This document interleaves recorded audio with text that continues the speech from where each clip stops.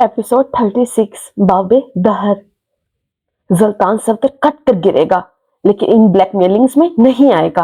अब्बा शायद जानते नहीं है मुझे, लेकिन मुझे तो लगता है तुम ब्लैकमेल हो चुके हो। वो मुस्कुराहट दबा कर बोली। एक लम्हे के अंदर अंदर जल्तान की आंखें मुख्तलिफ हो गई। मैं वाकई ब्लैकमेलिंग में आ चुका हूँ। इसने सर झुकाकर इत्तराफ किया। अब्बा ने कहा था अगर 14 जनवरी से पहले पहले मैंने कागजाते नामजदगी जमा नहीं करवाई तो राहिब सुल्तान के चचा का बेटा इलेक्शन लड़ेगा। मैं जिंदगी में पहली बार डर गया हूँ।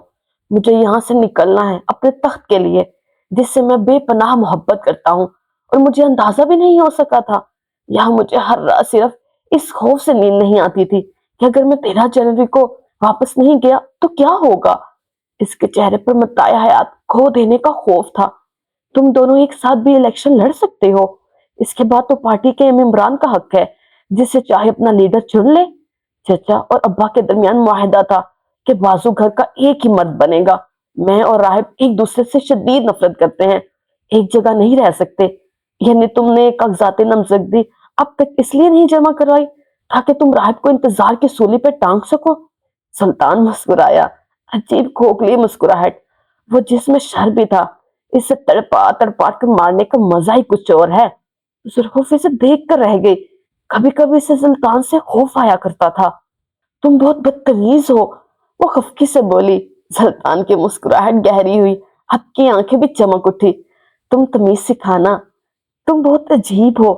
तुम्हारे लिए कम अजीब हो जाऊंगा। तुम अब बहुत भोलने लग गए हो।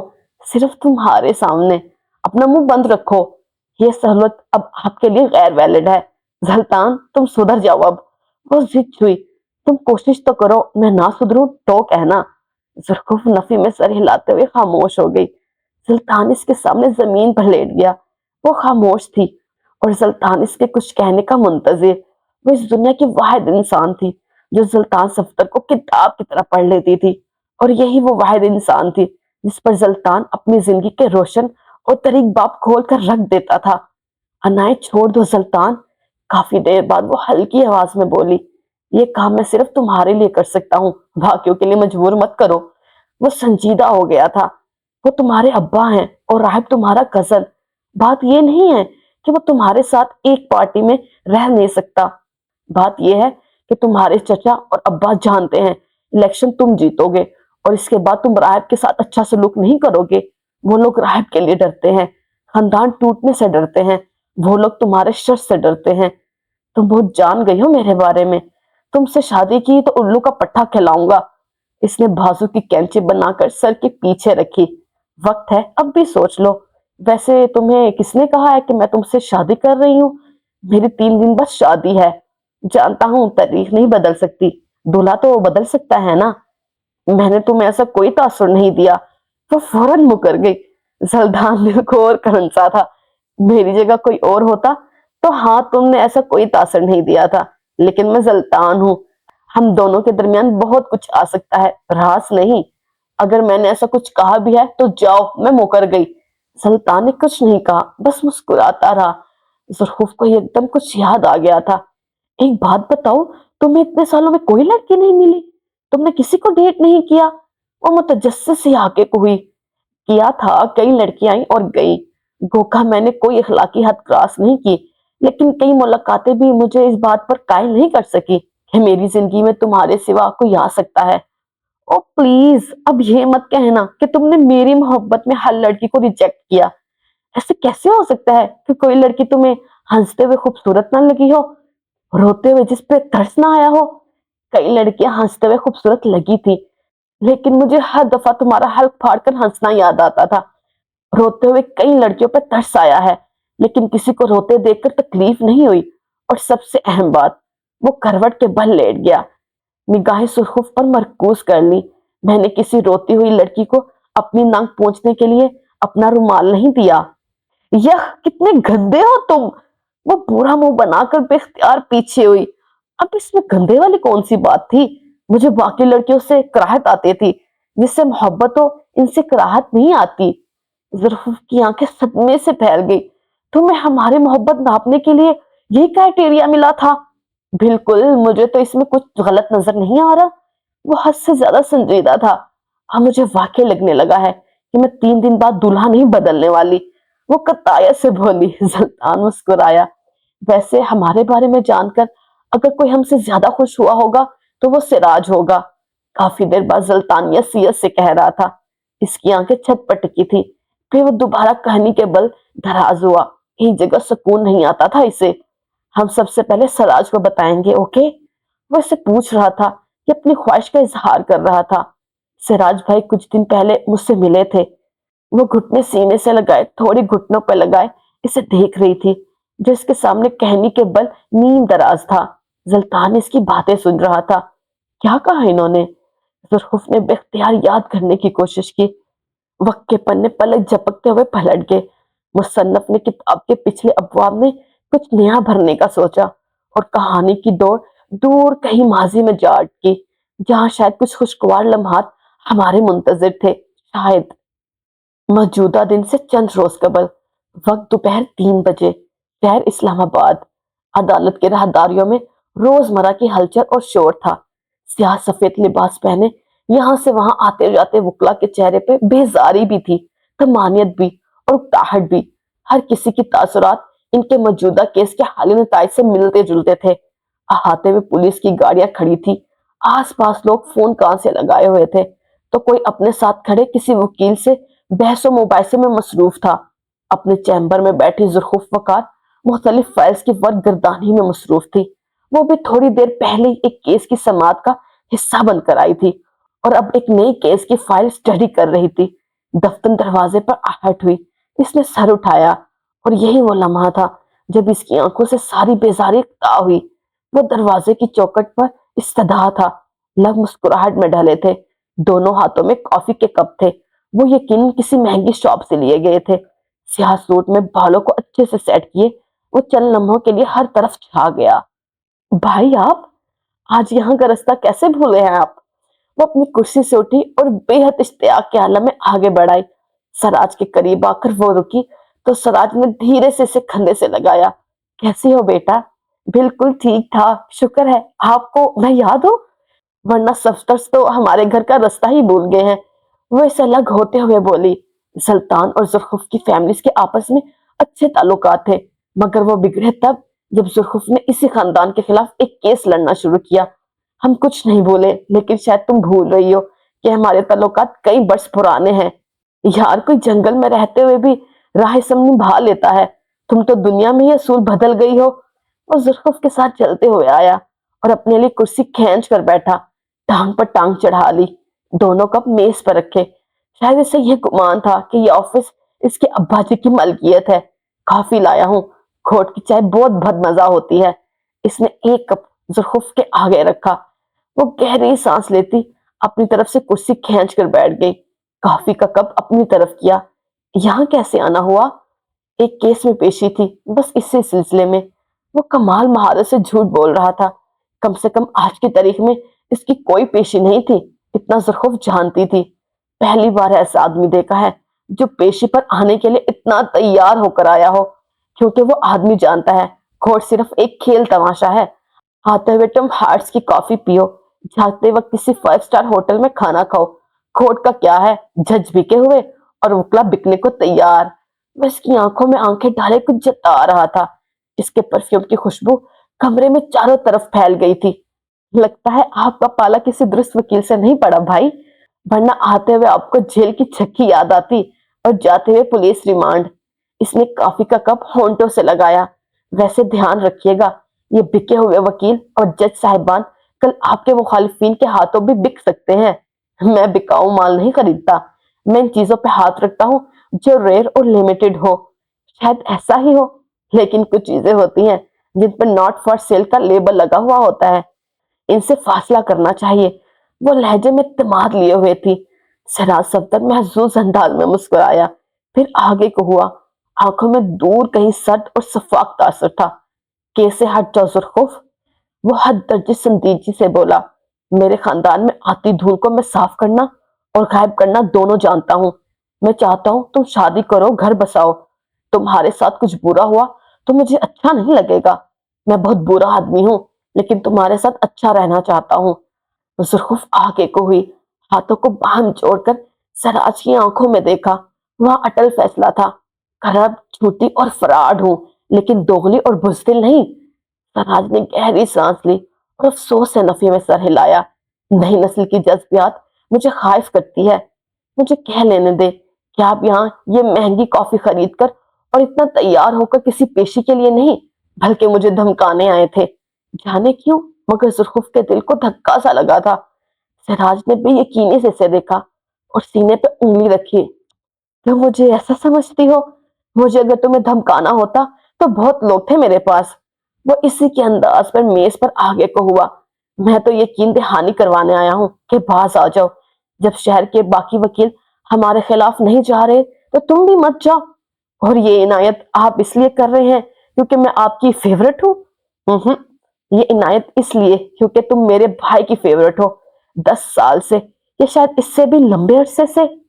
ज़ुल्फ़ के चेहरे का रंग तब्दील हो गया था। वो तहरीक पड़ा था। दिल बेहद तेज रफ्तारी के साथ धड़कने लगा था। वो बगैर कुछ कहे से देखे गई। एक साथ यादों का रेला बह आया था जिसने इसके दिल को पकड़ कर दबा दिया था। सुल्तान की तरफ से तुम्हें कई रियायतें हासिल हैं और इसे मेरी तरफ से अजीब लो ट्रायंगल हो गया है। वो न गवारी से बोला, मैं अपने से वाबस्ता औरतों को धमकियां और वार्निंग्स नहीं देता। भाई के मामले में असूल मुख्तलिफ है। खैर, वो उठा, ग्लासेस आंखों पर सेट किए और कॉफी के भरे हुए कप को देखा। यार, तुमने तो कॉफी नहीं पी? मुझे यकीन नहीं आता आप सुल्तान के भाई हैं। सहराज का कॉफी के मग की तरफ बढ़ता हाथ एक लम्हे के लिए साकित हुआ था। इसने निगाहें उठाकर ज़ुल्फ़ को देखा। इसके लहजे का वो दुख सहराज के दिल को लगा था। मैं तुमसे समझदारी की तवक्को रखूंगा ज़ुल्फ़। वो बेक वक्त तनबिया और इल्तिजा दोनों थे। ज़ुल्फ़ खामोश रही। सहराज ने अपना कप उठाया और एक भी निगाह गलत इस पर डाले बगैर बाहर निकल गया। ये वो बच्ची थी जिसे वो कई सालों से अपने आसपास देखता रहा था और आज वो इसी को धमका रहा था। लानत हो।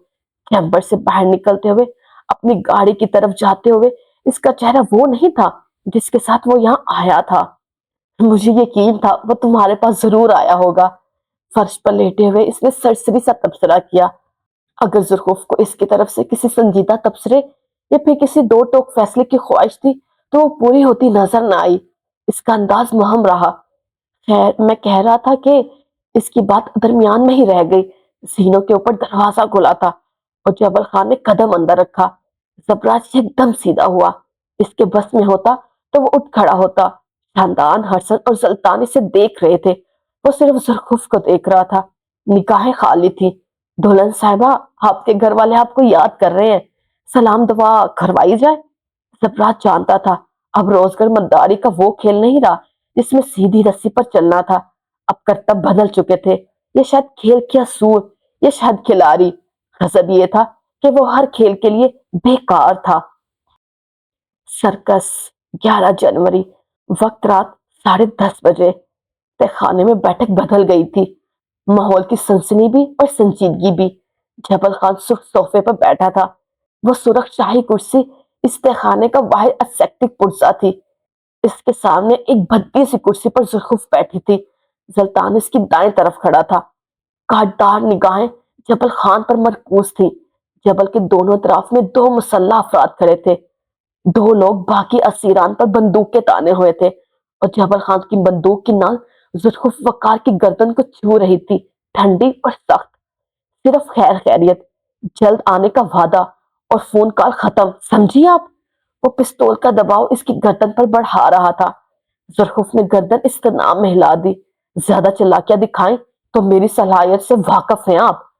वो मेरी बात सुनने के बाद सुल्तान से बात करना चाहेंगी। ज़ुल्फ़ ने वार्निंग दी, बैलिस्टर से बात करवा दीजिएगा। जबल ने हल पेश किया। ज़ुल्फ़ ने सर को इस्तनाम में हिला दिया। जबल ने टेलीफोन इसके सामने किया। बेल जा रही थी। दूसरी बेल पर कॉल रिसीव हो गई थी। हेलो, कोई निस्वानी आवाज थी। ज़ुल्फ़ की आंखें डबडबा गई। वो जैसे कई सदियों बाद इस आवाज को सुन रही थी। हेलो, कौन है? Mummy, it's me ज़ुल्फ़। बवक्त कहते हुए इसने मुंह पर हाथ रख लिया। आंखों से आंसू तवातर से गिरते चले गए। पिस्तौल की नाल हनूज इसकी गर्दन पर थी। आंसू देख जबल ने चेहरा मोड़ लिया। ایک تو اس کی آنکھیں دیکھنا مہار، اوپر سے وہ رو کر رہی صحیح ہمت بھی توڑ دیتی تھی۔ کیا بچکانا رویہ ہے یہ زرخوف؟ 3 دن بعد بلکہ 2 دن رہ گئے ہیں تمہارے نکاح میں اور تم غائب ہو۔ تمہیں اندازہ ہے مجھے کیا کیا جواب دینے پڑ رہے ہیں؟ اوپر سے جب بھی تم سے بات کرو تمہارے نخرے ہی الگ ہوتے ہیں۔ وہ برس پڑی تھی۔ 4 روز سے وہ مسلسل اسے فون کرتی رہی تھی اور بات کرنے والی ان کی بیٹی نہیں تھی کہ وہ جان نہ سکی۔ اللہ غارت کرے اس ٹیکنالوجی کو۔ آئی ایم سوری ممی، میں جلدی آ جاؤں گی۔ زلطان تمہارے ساتھ ہے نا؟ فون دو اسے، میں اب تمہارے ڈرامے نہیں سن سکتی، اس سے بات کرواؤ۔ ممی زلطان یہاں نہیں ہے۔ وہ سنبھل گئی تھی۔ حسن، زبراج، زلطان کوئی تو ہوگا، بات کرواؤ میری۔ وہ ایک آل بوائز ٹرپ تھا ہانی، تم ان کے ساتھ کیا کر رہی ہو؟ شیان کو برا لگ سکتا ہے۔ زرخوف کو مزید رونا آنے لگا۔ کاش یہ کوئی ٹرپ ہوتا، کاش کاش کاش۔ ممی آپ حسن سے بات کریں۔ اس نے فون جبل کی طرف بڑھایا جب سلطان برق رفتاری سے چھین کر کان سے لگا گیا تھا۔ ہیلو آنٹی، کیسی ہیں آپ؟ جبل کی سخت نظروں کی پرواہ کیے بغیر وہ حشاش پشاش انداز میں بولا، یہ مجھ سے ناراض ہے، بس اسی لیے کہہ رہی تھی میں یہاں نہیں ہوں۔ اس نے سامنے سے ان کی کوئی بات سنی۔ آنٹی اب بالکل فکر نہ کریں، ہم کل آ جائیں گے۔ جی جی، وہ شادی سے بالکل راضی ہے، اسے بھلا اب کیا اعتراض ہو سکتا ہے؟ وہ کن اکھیوں سے زرخوف کو ہی تک رہا تھا۔ ایسی کوئی بات نہیں آنٹی، اس نے ہم سے ایسا کچھ نہیں کہا، بہت خوش ہے وہ، بلکہ خود بھی جلدی آنا چاہتی ہے۔ آئی ایم سو سوری، ہماری وجہ سے ہوا یہ سب۔ 1-2 باتیں مزید سننے کے بعد اس نے فون رکھ دیا تھا۔ جبل کی طرف موبائل بڑھاتے ہوئے اس کے تاثرات واپس سرد ہو چکے تھے۔ ذرا سا جھک کر اس نے جبل کی پستول زرخوف کی گردن سے ہٹائی اور اس کا ہاتھ پکڑ کر اسے کھڑا کیا۔ مرد بنو جبل خان، کب تک پستول کے دم پر ہی ڈراتے دھمکاتے رہو گے؟ مجھے میری ماں سے بات کرنی ہے، وہ مجھے یاد کر رہی ہوگی۔ جبل کے جواب دینے سے پہلے شنتان بول اٹھا تھا، تمہارے باپ نے یہاں پی سی او نہیں کھولا؟ بندوق پکڑے ایک لڑکا پھنکارا، پلیز میں صرف 2 منٹ بات کروں گا، صرف 2 منٹ، میں ان سے کچھ نہیں کہوں گا۔ وہ تم سے بات نہیں کرنا چاہتے، جس طرح تم ہر دفعہ شادی سے انکار کر دیتے تھے، اس بار انہیں وہی پیغام ملا ہے۔ لیکن اب تو میں راضی ہوں، پلیز میری ماں کو بتاؤ، میری ایک بار بات کرواؤ۔ 2 منٹ بات کروا دینے سے کیا ہو جائے گا لالا؟ یہ آواز حنزلہ کی تھی۔ جبل خان کو باقاعدہ مڑ کر اپنی بہن کو دیکھنا پڑا۔ بات کروا دے اس کی، اپنی ماں کو کلیئرٹی دے دے گا تو کیا ہو جائے گا؟ وہ اس کی آنکھوں میں آنکھیں ڈال کر بولی، اس کی کوئی ضرورت نہیں ہے، کیونکہ شاندان صاحب کو یہ سمجھنا بہتر ہوگا کہ ان کی شادی اب ان کی مرضی سے نہیں ہونے والی۔ وہ ٹھنڈے انداز میں کچھ جتا رہا تھا۔ جبل، مجھے 5 منٹ تم سے بات کرنی ہے، سبراج نے اسے پکارا تھا۔ عجیب بے بسی تھی کہ وہ اٹھ کر اس کا کالر نہیں دبوچ سکتا تھا۔ مجھے تم سے کوئی بات نہیں کرنی، چیزیں تمہارے ہاتھ سے نکل جائیں گی۔ میرا یقین کرو، اگر میں نہیں تو تم بھی نہیں، پلان بھی نہیں اور بقا بھی نہیں۔ وہ درست کہہ رہا تھا۔ ہر دفعہ کہانیوں میں ایک ماسٹر مائنڈ نہیں ہوا کرتا، کئی بار 2 لوگ ملتے ہیں تب جا کر ایک ماسٹر مائنڈ بنتا ہے۔ ایک ناقابل تفسیر پلان، بے جول بیک سٹوری اور مہرے ایسی ترتیب سے کہ چال چلنا بے حد مزہ دینے لگے۔ اب اس سرکس میں صرف کھیل رہ گیا تھا، اصول اور کرندے بدل چکے تھے۔ المیہ یہ تھا کہ کرندے اپنا کھیل بھی بھول چکے تھے۔ مجھے ایک موقع دو، میں تمہیں سب سمجھاتا ہوں، صرف ایک بار مجھے بات کرنے دو۔ ہم ساتھ ہیں تو دنیا فتح کر سکتے ہیں، الگ ہوئے تو شکست ہواؤں میں بس جائیں گی۔ اس نے جیسے اناؤں پر پیر رکھا۔ صرف 5 منٹ جبل، تو مجھے 5 منٹ نہیں دے سکتے؟ میں تمہیں اپنی زندگی کا 1 منٹ بھی نہیں دے سکتا چنٹ، ہر دفعہ تم لینا ہی کیوں چاہتے ہو؟ چند گھنٹے پہلے تم نے اپنے خاندان کی بحفاظت ونڈر لینڈ میں آمد مانگی تھی، میں نے دے دی، اس سے زیادہ تمہارے لیے کچھ اور نہیں کر سکتا۔ اس نے اپنے ساتھیوں کو ہاتھ سے اشارہ کیا، یہ جانے کا اشارہ تھا۔ سبراج سے دیکھتا رہا، تم کنٹرول کھو دو گے جبل، تم میرے بغیر اور میں تمہارے بغیر کچھ نہیں۔ کھونے کی اتنی عادت ہو گئی ہے کہ اب اگر کچھ مل جائے تو حیرت ہوگی، وہ طنزیہ انداز میں بولا تھا اور بغیر اس کی طرف دیکھے وہ سینہ چڑھتے ہوئے اوپر جانے لگا۔ ابھی وہ دروازہ پار کرتا کہ زلطان صفدر نے اس کی قدموں میں زنجیر ڈال دی تھی۔ تمہیں میرے گھر سے کسی کی کال موصول نہیں ہوئی؟ جبل تھم گیا، تاثرات برف رہے، البتہ آنکھوں میں بے چینی ابھری تھی۔ یہ کیسے ہو سکتا ہے کہ تم صفدر خاندان کے ایک اہم انسان کو قید کر کے رکھو، جعلی کال سناتے رہو اور میرے گھر والوں کو علم بھی نہ ہو سکے؟ جبل مڑا نہیں، مگر وہ جانتا تھا اس سردی میں بھی کچھ تھا جسے آگ کی طرح جلا رہا تھا۔ پیچھے مڑ کر اگر دیکھو تو زبرا شہنواز کی رنگت تاریک پڑ گئی تھی۔ اسپیکر کون ہے جبل خان؟ یہ لہجے کا اعتماد، یہ ٹھہری ہوئی پرسکون سی باز کشت، روز کر کے دونوں ماسٹر مائنڈز کو اپنا خون خشک ہوتے ہوئے محسوس ہوا۔ آس پاس دم گھٹنے والی زہریلی ہوائیں بھر گئی۔ اس کیپر کون ہے جبل؟ تمہارا باپ۔ اب جا کر ان سے ہاں یا نہ کی تصدیق کرواتے رہنا، جبل سخت انداز میں کہتے ہوئے دروازہ کھول کر باہر نکل گیا تھا۔ جاتے ہوئے اس کی آنکھوں میں بے چینی تھی۔ سلطان صفتر چپتی نظروں سے اس کے پشت کو دیکھتا رہا۔ کچھ تھا جسے کٹا تھا، کچھ تھا جس کے پچھلے کئی دنوں کے شک کی تصدیق کر رہا تھا۔ 12 جنوری، وقت رات کے 12:30۔ کئی گھنٹے مسلسل بیٹھے رہنے کے بعد ان کے اندر اب ایک بار بھی فرسٹریشن سر اٹھانے لگی تھی۔ اپنے ہاتھوں سے اپنی آنکھوں کے آگے متاع حیات کا لٹنا سرکس کا کوئی کرتب نہ تھا جسے وہ دیکھتے اور تالیاں پیٹ دیتے۔ اصل زندگی تالیاں پیٹنے کا مواقع بہت کم دیتی ہے۔ اصل زندگی میں اینڈز نہیں، ڈیڈ اینڈز ہوتے ہیں، اور استخانے کے تمام اسیر کو اپنا ڈیڈ اینڈ بے حد قریب نظر آ رہا تھا۔ آگے کے گرد دائرے کی صورت بیٹھے وہ خاموش تھے۔ جبل خان کسی صورت ایجنٹ سے مذاکرات کے لیے تیار نہیں تھا، اور اگر وہ ایجنٹ کو رد کر سکتا تھا تو باقی لوگ اس کے لیے خاک بھی نہیں تھے۔ پریشانی اب واقعی بڑھ گئی تھی۔ اس طرح ہاتھ پر ہاتھ دھر کر بیٹھنے سے کچھ نہیں ہونے والا۔ زبراجن کے مایوس چہرے دیکھتے ہوئے ناگواری سے بولا، سلطان، ہم یہاں سے بھاگ سکتے ہیں، تمہیں سمجھ کیوں نہیں آ رہا؟ ہیڈ شاٹ سے بہتر ہے کہ یوں یہاں ایک دوسرے کے ہیڈ دیکھتے رہیں۔ حسن بڑبڑایا، مجھے یقین ہے اس نے ایسا کوئی آرڈرز نہیں دیا۔ جبل پستی کی اس حد کو کبھی نہیں چھو سکتا، وہ مؤثر تھا۔ تم اس کے بارے میں پلیز اندازہ ہی نہ لگاؤ تو بہتر ہے۔ زرخوف کو چڑھ کر بولی، تمہیں یہ بھی اندازہ تھا نا کہ وہ میں یہاں سے نکال لے گا؟ دیکھ لو، نکال لیا اس نے۔ خاندان پورا کا پورا زبراج کی طرف گھوما۔ کون سا کیڑا تھا بھائی جس کے کاٹنے پر تم ہمیں یہاں لے کر آئے؟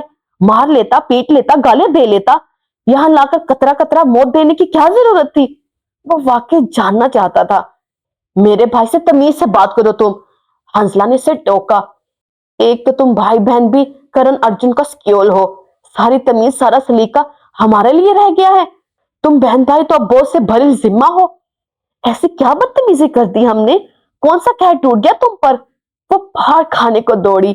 خاندان نے تنگیا مسکراتے ہوئے نفی میں سر ہلایا، نہیں نہیں، بدتمیزی کہا، تم لوگوں نے تو ہمارے لیے خون کے ریڈ کارپٹ بچھائے، بلکیمن پیلس جیسے خانے میں رکھا، ملکہ انگلستان کے صوفے سے زیادہ نرم گدا دیا، پہننے کے لیے شاہی مخمل دیا، اور کھانے میں تو تازہ ہرن کا گوشت ملتا ہے۔ بس یہ ہر 2-3 گھنٹے بعد ہونے والی مار کٹائی کا مطلب سمجھ نہیں آیا۔ کہیں یہ جبل خان کی شفقت بھری تو نہیں؟ سید شندان پلستے ہوئے کہہ رہا تھا۔ بس نہیں چلتا تھا کہ اپنا سر دیوار میں دے مارے۔ خاندانی پاگل، ہنزلہ بڑبڑائی، امی کہتی ہے جو کہتا ہے وہ خود ہوتا ہے۔ حسن نے بیچ میں اپنی ٹانگ اڑاتے ہوئے اس کے جھنڈن نالج میں اضافہ کیا۔ اچھے خاصے ہنستے کھیلتے جا رہے تھے ہم، لیکن آ گیا یہ جبل بیچ میں، فلاپ ویلن والی انٹری ماری، اور بخیر راگلے ٹو مائی ونڈر لینڈ۔ شاندان باقاعدہ اس کی نقل اتارتے ہوئے اکتاہٹ سے کہہ رہا تھا، بھائی نہیں چاہیے تیرا ونڈر لینڈ، میں اسلام آباد میں جھونپڑی لگا کر رہ لوں گا، تم بس یہاں سے جانے دو، اللہ کا نام ہے جانے دو ہمیں۔ دروازے کی طرف دیکھتے ہوئے ہانک لگائی، ہاتھ ہلکا رکھو، رشتے کے لیے ہاں یا نہ کا فیصلہ اس کے ہاتھ میں ہے۔ سبراج اس کے کان کے پاس جھکا۔ شاندان کے 14 طبق روشن ہوئے، وہ ایک جھٹکے سے سیدھا ہوا۔ میں تو کہہ رہا تھا جبل بھائی اتنا غصہ صحت کے لیے اچھا نہیں ہوتا۔ سلطان نے اسے دیکھ کر تعصب سے نفی میں سر ہلایا، جیسے کہہ رہا ہو اب کس منہ سے دوستوں میں پھٹے خان کہلاؤ گے؟ زبراج کوئی تو طریقہ ہوگا تم اس کیوٹ کزن کو اس کے بل سے باہر لانے کا۔ حسن اب بیزار ہو گیا تھا، تم دونوں تو اتنے سالوں سے دوست ہو، کوئی طریقہ ڈھونڈو جس سے اس کا غصہ ختم ہو، مفاہمت کی کوئی راہ نکالنی ہوگی۔ سنجیدگی سے کہتے ہوئے حسن نے سلطان کو دیکھا، پھر زرخوف کو، پھر شندان اور زبراج کو۔ میرے پاس ایک پلان ہے، وہ حد درجہ سنجیدگی سے بولا تھا۔ بھائی ہم اسے درس دینے نہیں جا رہے، تم رہنے دو۔ زرخوف اس کے بولنے سے قبل کہہ اٹھی، جبل خان کو عشاء کی رکعتوں کا پتہ ہے، حسن اسے تمہاری ضرورت نہیں ہے. سلطان نے طنز کیا. حسن گردن جھکا کر سادگی سے مسکرایا. کئی لمحے بعد جب اس نے گردن اٹھا کر انہیں دیکھا تو اس کی آنکھیں مختلف تھی. وہ شاندان کو دیکھ رہا تھا. تم نے مجھ سے کہا تھا نا کہ اس گروپ میں کیوٹنس نہیں کمیونٹی کی بنا پر داخلہ ملتا ہے. تمہیں کیا لگتا ہے 10 سال اس کوالٹی کے بغیر تم لوگوں کے ساتھ گزارا کیا ہے؟ وہ ایک بار پھر ہنسا تھا. میرے پاس واقعی پلان ہے. اور وہ پلان کیا ہے؟ شیطان کو تجسس سے آگے کو ہوا. ہمارا آخری غلط کام. وہ سرگوشی نامہ انداز میں بولا. وہ فکر سوچے غائب ہوئی. چہرے پر بشاشت لوٹ آئی. وہ چاروں آنکھوں سے مسکرانے لگے. کم سے کم شیطانی کاموں میں شیطان بھی ان کا ثانی نہیں تھا. یاری رک جائے. آپ نے اس ویڈیو کو لائک کیا؟ نہیں کیا نا تو پلیز لائک کر دے. اور چینل کو سبسکرائب کیا؟ وہ بھی نہیں کیا ہوگا یقیناً، تو وہ بھی کر دے پلیز. اور اینڈ پہ کمنٹ کیا آپ نے؟ نظر آ رہا ہے آپ نے کمنٹ نہیں کیا، تو وہ بھی کریں تاکہ پتہ چلے یہ ویڈیو کہاں سے دیکھی جا رہی ہے. Take care. اوکے، اللہ حافظ. Take care. Tata, bye bye.